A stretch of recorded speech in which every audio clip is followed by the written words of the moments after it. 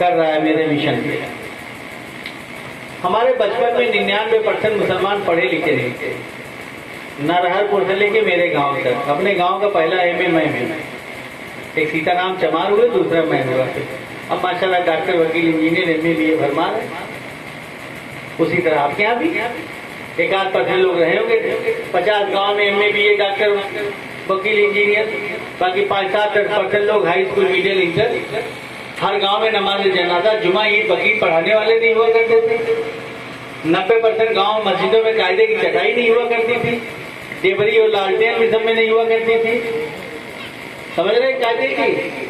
आज माशाल्लाह हिंदुस्तान की 50% मस्जिदों में एसी लगा हुआ है और बाकी सारी मस्जिदों में पंखा और कूलर लगे हुए हैं। 50% हिंदुस्तान की मस्जिदों में कालीन बिछे हुए हैं और बाकी सारी मस्जिदों में बेहतरीन किस्म की चटाई बिछी हुई है। हम भी संवर गए हैं और मस्जिदें भी संवर गई हैं। एक मस्जिद शहीद हो गई, उसका गम है, इसमें कोई शक नहीं और हमेशा रहेगा। उसकी तकलीफ है, लेकिन जहां तकलीफ है वही उस शहादत के बाद कुछ खुशी के भी मौके हैं। उस गम में खाली मुसलमान नहीं, यहाँ के हिंदू भाई भी, स्वामीनाथ यादव से लेके हिंदू भाई भी आपके गम में शरीक रहे। कल भी थे, आज भी थे, नहीं थे? मुलायम सिंह यादव हिंदू हैं, अखिलेश यादव हिंदू हैं, लालू यादव हिंदू हैं, तेजस्वी यादव हिंदू हैं, मगर अयोध्या दर्शन नहीं करने गए क्योंकि विवाद था। आपका कितना है, आपके जज्बात का कितना उन्होंने एहतराम किया कि विवाद था तो दर्शन करने नहीं गए। कितनी बड़ी बात है ये। तमाम हिंदू नेता 99% आपके साथ खड़े रहे, आपके साथ खड़े रहे। और जहां एक बाबरी मस्जिद शहीद हुई, नहीं बचाई जा सकी, तो वहीं तकरीबन 3 करोड़ नई मस्जिदें हिंदुस्तान में बनी भी हैं। 70 सालों में 3 करोड़ नई मस्जिदें बनी भी हैं, आज भी बन रही हैं। सरकार किसी की भी आज भी मस्जिदें बन रही हैं। इतना अच्छा मुल्क दुनिया में आपके लिए कोई नहीं है, बस मुल्क को आप ही नहीं समझ पाए। समझे होते तो जितनी भीड़ है उसकी 5 गुना भीड़ यहाँ खड़ी होती, जितने आप हैं उसके 5 गुना हिंदू भाई खड़े होते। जब बुलैबे नहीं करोगे तो आएंगे कैसे? हम ही ने कर दिया ऐलान गुमराही, वरना बहुत से लोग हमारे साथ आने वाले थे। जब बुलाने ही नहीं जाएंगे तो आएंगे कैसे? एक से एक डॉक्टर मुसलमान हर जिले में, वकील, बैरिस्टर, कानून के जानकार हर जिले में, फिजिक्स, केमिस्ट्री, बॉटनी, जूलॉजी वाले हैं, फिल्मी दुनिया में छाए हुए हैं, शायर और कवि हैं, एक से एक गीतकार, संगीतकार हैं, तबला वादक से लेकर हारमोनियम, शहनाई तक टॉप पे हैं।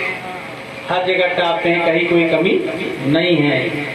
और आज की तारीख में हिंदुस्तान का मुसलमान एक पढ़ी लिखी और पैसे वाली मजबूत कौम है, फटीजर और बैकवर्ड कौम नहीं है। 80% लोग ठीक ठाक हैं। कमी क्या है? मुसलमान सोशली और पॉलिटिकली कमजोर है। सोशली कमजोर है इसीलिए पॉलिटिकली कमजोर है।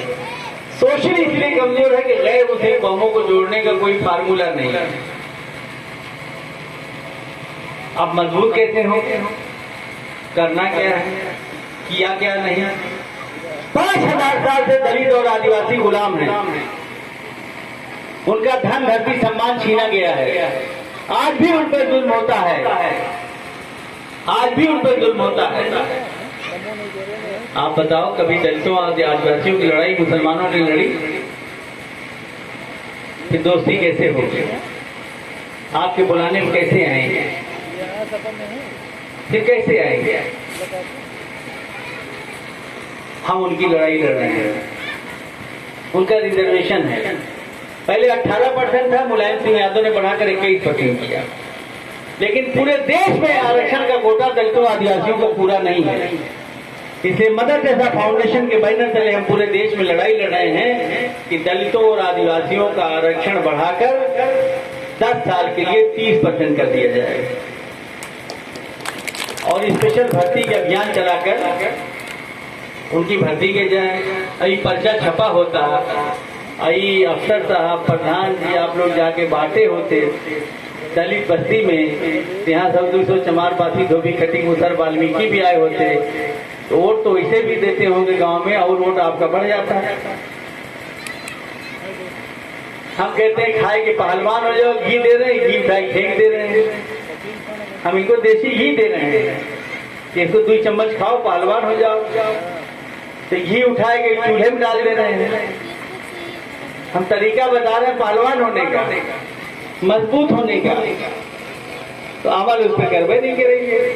अगर ये पर्चा गया होता तो लोग आते कि ना आते कि नहीं भाई अरशद खान, नहीं प्रधान जी और अफसर साबिश खान हमारी लड़ाई लड़ रहे हैं।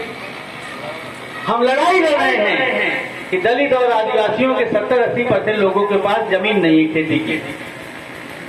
जो हम लोग गांव पैदा हुए हम जानते हैं, हम लोग तरक्की क्यों जल्दी कर गए, हमारे पास खेती है। खेती इतना पैदा होता है कि घर में खाना भी हो जाता है, कुछ बिक भी जाता है, और बाकी जो कारोबार वगैरह से आमदनी होती है बचती है। बढ़िया कपड़ा हो गया, शादी हो गई, दवा इलाज हो गया, पढ़ाई लिखाई हो गई, शादी ब्याह, घर दुआर कुछ ठीक ठाक बनता जा रहा है। उनके बेचारों के पास 70-80% के पास जमीन नहीं है, तो सिर्फ मजदूरी करते हैं। तो कभी पेट भरता है, कभी नहीं भरता, तो अच्छा घर कैसे बनाए। अगर आपने 80% तरक्की किया है तो दलित और आदिवासियों ने 20% तरक्की किया। तो हमने भारत सरकार से और तमाम प्रदेश सरकारों से मांग किया है कि सभी दलित और आदिवासी परिवार जो भूमिहीन हैं उनको कम से कम 2 एकड़ 3 एकड़ खेती के लिए जमीन दीजिए। चाहे सरकारी जमीन दीजिए, चाहे बड़े किसानों से खरीद कर दीजिए, चाहे वन विभाग के दीजिए, लेकिन जमीन कहीं ले जाके दीजिए उनको, ताकि वो भी तरक्की करें। और अगर जमीन नहीं है, नहीं दे सकते हैं, तो एक सरकारी नौकरी उनको दीजिए। अगर हर परिवार को एक सरकारी नौकरी भी दलित को मिल जाएगी, आदिवासी को, तो उनका परिवार तरक्की कर जाएगा, वो भी समाज की मुख्य धारा में आ जाएंगे। अब ये पर्चा छाप के आप बांटेंगे चमार, पासी, धोबी, खटी, मुसर, वाल्मीकि में, तो आपसे जुड़ेंगे कि नहीं जुड़ेंगे? जुड़ेंगे। हम ये लड़ाई लड़ रहे हैं। पिछड़ों की आबादी 52% है। बाबा साहब अम्बेडकर दिलाना चाहते थे आरक्षण, नहीं हुआ किसी वजह से। फिर भी उन्होंने संविधान व्यवस्था की, जो सरकार बनेगी कमीशन बैठाएगी, वो पिछड़ों के आरक्षण का इंतजाम करेगी। पंडित नेहरू ने काका कालेलकर बनाया, 53 में 55 में फोड़ दिया, लेकिन कांग्रेस ने कभी लागू नहीं किया और न पिछड़ों को नौकरी दिया। बाद में जनता पार्टी सरकार बनी, पंडित मोरारजी देसाई प्रधानमंत्री हुए, पिछड़ों के नेताओं ने कहा भाई पिछड़ों को आरक्षण दो। पंडित अटल बिहारी वाजपेयी पिछड़ों जनसंघ के नेताओं को लेके मिले, विदेश मंत्री थे जनता पार्टी में। अगर आपने पिछड़ों को आरक्षण दिया तो हम सरकार गिरा देगा। तब नहीं गिराई सरकार उन्होंने और आरक्षण नहीं दिया, तो पंडित मोरारजी देसाई ने क्या किया, बीपी मंडल कमीशन बना दिया। ये बहाना कर दिया कि पुराना हो गया, नए की जरूरत है, बहुत दिन हो गया। फिर बीपी मंडल ने रिपोर्ट दिया, तब तक सरकार चली गई। फिर इंदिरा गांधी, राजीव गांधी प्रधानमंत्री हुए, नहीं लागू हुआ। फिर बीपी सिंह प्रधानमंत्री हुए 89 में, पिछड़ों के नेताओं ने, मुलायम सिंह, लालू, रामविलास पासवान, शरद यादव, देवीलाल, सबने दबाव बनाया तो आरक्षण मिला। 7 अगस्त 1990 को बीपी सिंह ने आरक्षण लागू किया, 27%। मुलायम सिंह यादव ने उत्तर प्रदेश में, लालू यादव ने बिहार में आरक्षण लागू कर दिया 27%। लेकिन पूरे देश में कांग्रेस और बीजेपी की सरकार थी, उन्होंने पिछड़ों को 27% आरक्षण आज भी नहीं दिया और आज भी नहीं देने के लिए तैयार हैं। मगर जब आप बात करेंगे तब ना, उन्होंने अपनी धारा में बहा दिया। अब आप बोलबे नहीं करेंगे तो धारा उनकी कटेगी कैसे, हाथ से जुड़ेगी कैसे? इसलिए हम लड़ाई लड़ रहे हैं कि पिछड़ों को उनकी आबादी के अनुपात में, बाबा साहब अम्बेडकर ने भी कहा था, डॉक्टर राम मनोहर लोहिया ने नारा दिया था, संत सोपाल ने बांधीगार, पिछड़ों को देंगे 100 में 60। काशीराम ने कहा पिछड़ों को जिसकी जितनी संख्या भारी उसकी उतनी हिस्सेदारी। अखिलेश यादव जी ने भी कहा है कि जिसकी जितनी आबादी है, आबादी के अनुपात में शासन प्रशासन हिस्सेदारी मिलनी चाहिए। तो हम पूरे देश में मदर टेरेसा फाउंडेशन के बैनर से लड़ाई लड़ रहे हैं कि पिछड़ों की आबादी 52% है, तो उनको लोकसभा में, राज्यसभा में, विधानसभा में, न्यायपालिका में, नौकरियों में, शिक्षा में, नगर पंचायत, ग्राम पंचायत, हर जगह 52% आरक्षण मिलना चाहिए। अभी पर्चा छपवा के जाएंगे तो मुसलमान भी जुड़ेगा, सिख भी, ईसाई भी, और यादव कुर्मी कहाँ, लोहार तेली बढ़ेगी, निशा मल्ला चौथिया राजभर भी आगे बैठेगा। वे हमारी बात होगी, हमारी लड़ाई लड़ी जाएगी, तब ना आएंगे लोग। तो इसी तरह ईसाइयों की लड़ाई कभी नहीं आप लड़े, हम लड़ रहे हैं। सिखों के लिए, किसानों की, मजदूरों की। अभी किसानों के लिए मदर टेरेसा फाउंडेशन, किसान कोऑर्डिनेशन कमेटी के लोग वहाँ बराबर हैं, हम भी गए थे। जो लोग सोशल मीडिया के देखे होंगे, अभी लखनऊ में भी धरना था, हम लोग थे वहाँ पर। तो मोटी बात यह है कि आप लोग अपनी भी लड़ाई लड़िए, सबकी लड़ाई लड़िए। बात खत्म करने जा रहा हूँ, हम लड़ाई लड़ रहे हैं। हमने बनाया है mother Teresa foundation, employees wing भी बनाया है, और 2004 तक जो भी अधिकारी भर्ती हुए कर्मचारी सबको पेंशन मिलती है, और पेंशन बहुत जरूरी बुढ़ापे का सहारा है। अटल बिहारी वाजपेयी प्रधानमंत्री थे, उन्होंने पेंशन खत्म कर दिया। तो 2004 से जिनकी भर्ती हो रही उन्हें पेंशन नहीं मिलेगी। थोड़ा बहुत पैसा मिल जाता है, लेकिन पैसा तो खर्च हो जाता है। लेकिन पेंशन आती है तो मरने तक जो है मिलती है, तो वो आदमी 7 और जी जाता है। अब बच्चे सेवा भी ज्यादा करते हैं, चलो 10-20 हजार 50 हजार आ रहा है, दुआ भी करते हैं कि और जिए ताकि पेंशन आए। नहीं तो सोचेंगे बिस्तर पकड़ लिए बिना वजह जी रहे हैं, सोचेंगे महीना हर महीने आ रहा है तो जीते रहे तो अच्छा है। चलिए अभी लिख के दे दीजिएगा, समझ रहे ना। तो पता ये लगा कि हम लड़ाई लड़ रहे हैं कि पेंशन, उनकी पुरानी पेंशन योजना बहाल की जाए। अब ये लड़ाई लड़ेंगे तो पूरे देश के कर्मचारी अधिकारी आपसे जुड़ेंगे कि नहीं जुड़ेंगे, और हर दफ्तर के कर्मचारी अधिकारी आपसे जुड़ जाएंगे, आपका काम भी करेंगे और आपको आपकी पार्टी वोट भी देंगे। दूसरा, जो लोग संविदा पे भर्ती हुए हैं किसी भी विभाग में, पहले जो कानून था जल्दी से 3 साल में परमानेंट हो जाते थे, अब वो नहीं कर रहे हैं, तो फिर से उन्होंने 3 साल में परमानेंट किया जाए। और आउटसोर्सिंग से जो भर्ती हो रही है एजेंसी के जरिए से, जिसमें शोषण हो रहा है, उसको बंद किया जाए।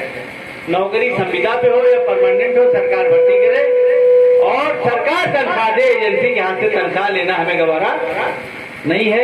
ये लड़ाई लड़ेंगे तो अधिकारी कर्मचारी आपसे जुड़ेंगे भी, आपकी मीटिंग में भी आएंगे, आपको वोट भी देंगे और आपका काम भी करेंगे। दफ्तर में जाएंगे, सोचेंगे हमारी लड़ाई लड़ रहे हैं। बात समझ में आ रही नहीं आ रही है? ये लड़ाई लड़ रहे हैं।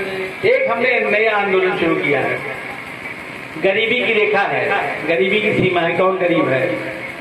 खेती की सीमा है, 12.5 एकड़ से ज्यादा कोई जमीन नहीं रख सकता, सरकार छीन लेगी। तो हम चाहते हैं कि अमीरी की भी सीमा निर्धारित किया जाए, क्योंकि 2% लोगों के पास मुल्क का 90% रुपया है, और अमीरी की सीमा कोई नहीं है। जितना चाहे लूटते जा रहे हैं, बढ़ते जा रहे हैं। तो अमीरी की सीमा भी निर्धारित होना चाहिए। कितना रुपया एक आदमी रख सकता है, इसकी भी सीमा होनी चाहिए, और उससे ज्यादा हो जाए। पैसा सरकार जैसे जमीन छीन लेती है, पैसा उससे ज्यादा छीन कर गरीब लोगों के उत्थान में लगाने का काम करें, ताकि देश तरक्की करे, गरीब तरक्की करे।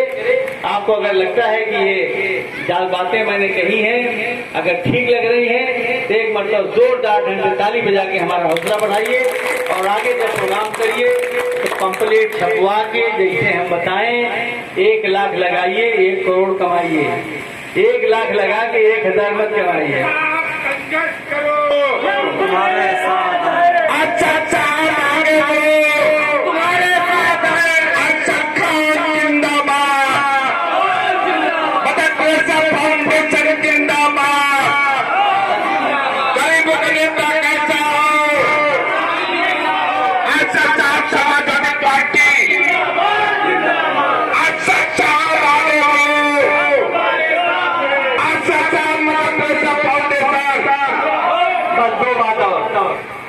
एक तो स्कूल कॉलेज मदरसा जो लोग चला रहे हैं, जिनकी मान्यता न हो, वो हमसे मिले, हम उन्हें मान्यता दिला देंगे।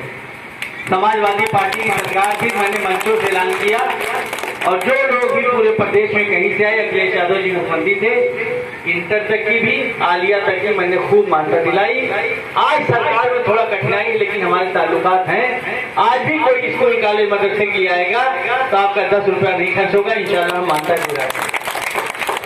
दूसरा, किसी को बीमार हो जाए, लखनऊ के पीजीआई में, मेडिकल कॉलेज बलरामपुर वगैरह में इलाज कराना हो, तो हमें आप याद करिए, हम इंशाल्लाह एडमिट करा के इलाज कराने का काम करेंगे।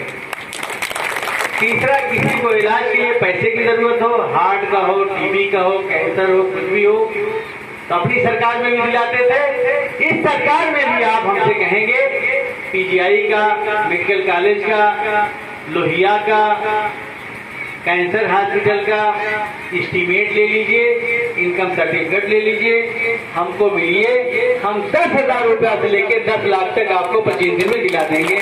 किसी को भी जरूरत हो, हिंदू, मुसलमान, दलित, कमजोर को, आप मुझको याद करिए, इंशाल्लाह आप मायूस नहीं होंगे। ये मैं काम परमानेंट करता हूँ और बहुत सारा काम करना चाहते हैं, वक्त नहीं है। एक बात और कहना चाहते हैं, 2022 में अखिलेश यादव को उत्तर प्रदेश का मुख्यमंत्री बनाना है।